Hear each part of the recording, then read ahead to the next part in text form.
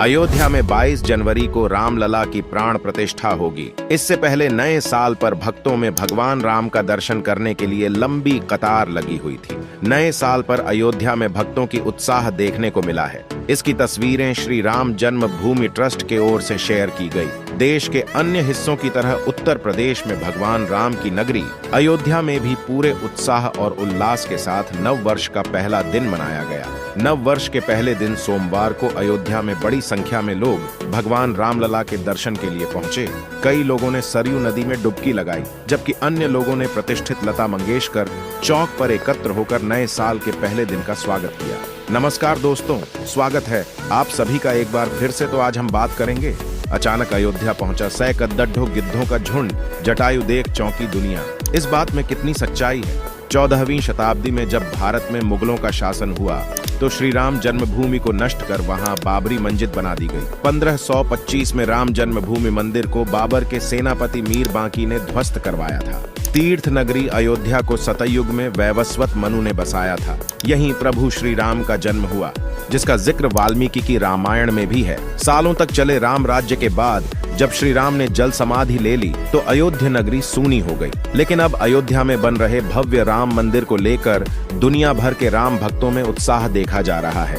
22 जनवरी को होने वाले रामलला की प्राण प्रतिष्ठा कार्यक्रम को लेकर हर कोई अपने तरीके से खुशी मना रहा है। कोई अपने सिर पर राम मंदिर का मॉडल लेकर घूम रहा है तो कोई भंडारे लगाकर खुशी मना रहा है। अयोध्या में राम मंदिर का उद्घाटन आगामी 22 जनवरी को किया जाएगा, जहां प्रधानमंत्री मोदी, उत्तर प्रदेश के मुख्यमंत्री योगी आदित्यनाथ और 6000 से अधिक लोगों के भव्य प्राण प्रतिष्ठा समारोह में भाग लेने की उम्मीद है। सोनिया गांधी, मल्लिकार्जुन खड़गे, नीतीश कुमार, ममता बनर्जी समेत राजनीतिक दलों के बड़े नेताओं को आमंत्रित किया गया है। वहीं फिल्मी जगत से अमिताभ बच्चन, माधुरी दीक्षित, अनुपम खेर, अक्षय कुमार, रजनीकांत, संजय लीला भंसाली, मोहनलाल, धनुष, रणबीर कपूर, आलिया भट्ट, अजय देवगन, सनी देओल, प्रभास, यश समेत अन्य हस्तियों को भी समारोह के लिए आमंत्रित किया गया है। आज हम आपसे बात करने वाले हैं दो अहम खबरों की, और दोनों की दोनों जुड़ी हुई है भगवान श्री राम की जन्मभूमि से। पहले खबर है जहां पर राम जन्मभूमि के बाद एक और आंदोलन की शुरुआत होने वाली है। वहीं दूसरी खबर है जहां भगवान श्री राम की जन्मभूमि पर पहुंचे महात्मा जटायु। आपने भी यह खबर कहीं ना कहीं सुनी जरूर होगी, लेकिन आपके मन में भी जिज्ञासा होगी कि क्या यह खबर सच है या नहीं है। आज हम इसकी विस्तृत जानकारी आपको देने वाले हैं, तो चलिए शुरू करते हैं आज का वीडियो।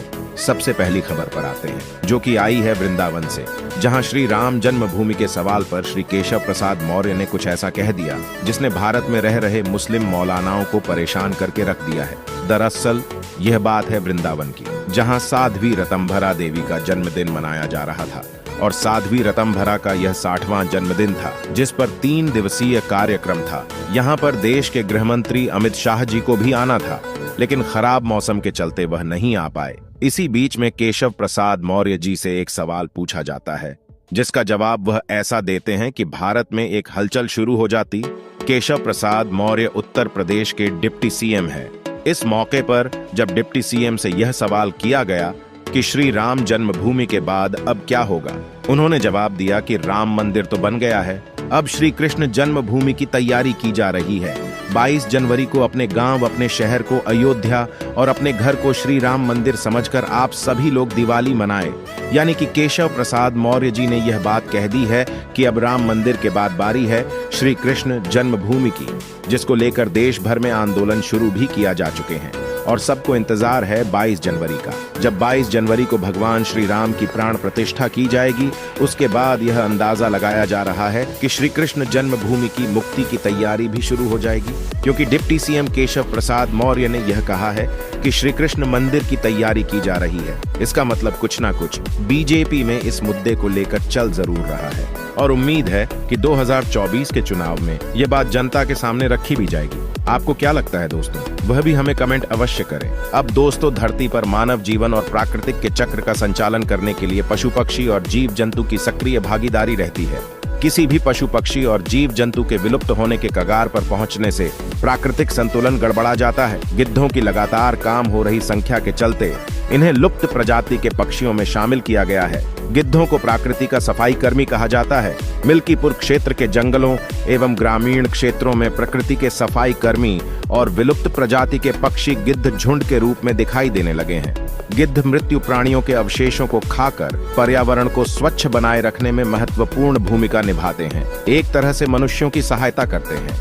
वह कई तरह की गंभीर संक्रामक बीमारियों से मनुष्यों की सुरक्षा भी करते हैं। प्राकृतिक वातावरण में भी गिद्ध महत्वपूर्ण भूमिका का निर्वाह करते हैं। एक अद्भुत खबर आ रही है अयोध्या से कि पता लग रहा है कि अयोध्या में महात्मा जटायु पहुंच चुके हैं।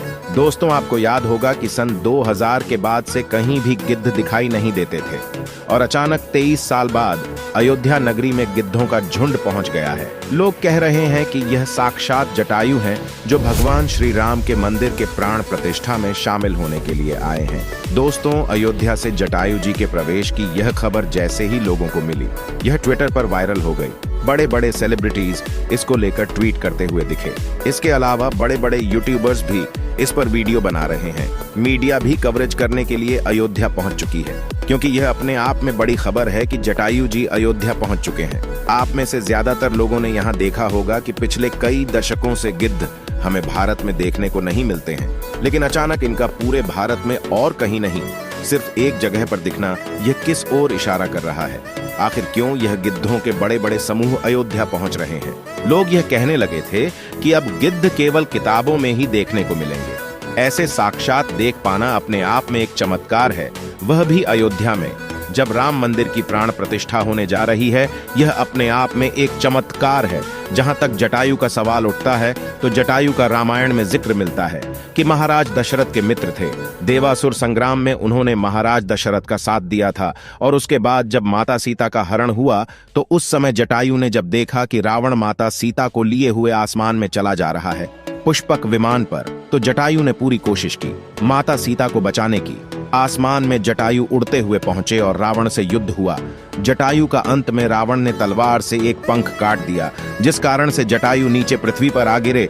बाद में जब भगवान राम उनके समीप पहुंचे तो उन्होंने कराहते हुए जटायु को देखा तो उन्होंने हे तात कहकर संबोधन किया।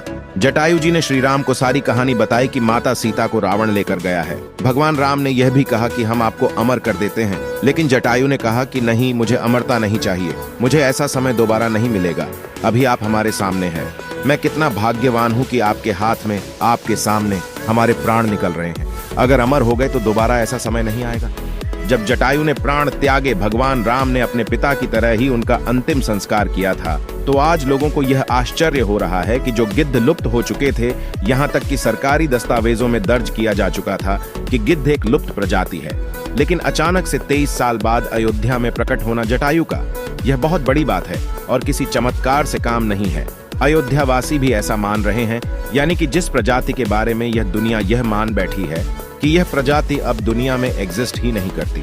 लेकिन भगवान श्री राम की महिमा ऐसी है कि जैसे ही मंदिर की प्राण प्रतिष्ठा की शुभ घड़ी आई, न जाने कहां से जटायु महाराज स्वयं साक्षात अयोध्या में प्रकट हो गए। भगवान की महिमा अनंत है, उसको यह क्या, सरकार क्या, दुनिया क्या, वैज्ञानिक कोई नहीं जान सकता।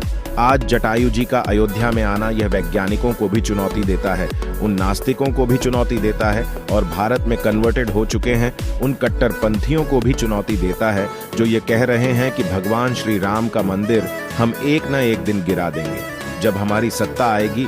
अरे मूर्खो, जब स्वयं 33 कोटि देवता सूर्य, नाग, किन्नर, यक्ष, गंधर्व भगवान श्री राम के इस मंदिर की रक्षा का प्रण ले चुके हैं तो तुम क्या, तुम्हारी आने वाली 1000 पीढ़ियां भी इस मंदिर का कुछ नहीं बिगाड़ सकती। दोस्तों, इस खबर ने पूरे भारत में तहलका मचाया हुआ है। न सिर्फ भगवान श्री राम को मानने वालों में, बल्कि जो भगवान श्री राम को गाली भी देते हैं वह भी मजबूर हो गए हैं भगवान श्री राम की महिमा मानने को। यहाँ एक चीज कहना चाहेंगे, जो लोग गाली देते हैं उनके ही किसी शायर ने लिखा है कि फानूस बनकर जिसकी हिफाजत हवा करें, वह शमा क्या बुझे जिसे रोशन खुदा करे।